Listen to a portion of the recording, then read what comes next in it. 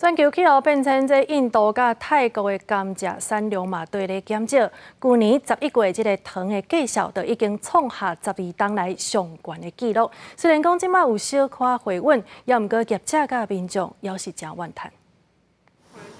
旧历过年就要到啊，糖仔饼是过年一定爱食四修啊，民众大包小包咧款。毋过今年过年，若是买糖仔饼，恐惊爱开搁较侪钱。民众怨叹，啥物物件拢起，连糖仔饼一位一斤65块，买到即马拢要100外块，实在无法度接受。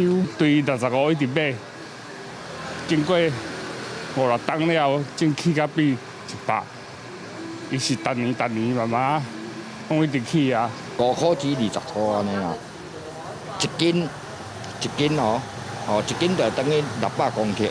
其实国际糖价为去年开始起，因为印度、泰国是生产甘蔗经济国家，加上气候变迁，地数产量减少。业者表示，去年底糖价起上济，25斤的白糖起到900块，虽然即马计数差不多降到800块，共款足贵的。包厢25公斤的特砂二砂，大概一包将近快900块。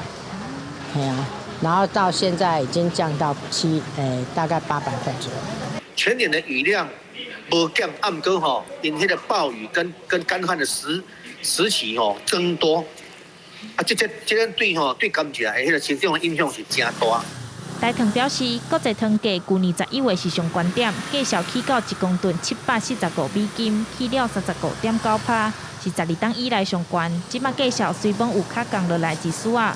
毋过连带糖制品有影响，今年过年若是买4修啊，民众的钱袋啊可能爱搁较深的才食会到。记者钟义辉、邱朝阳高雄报道。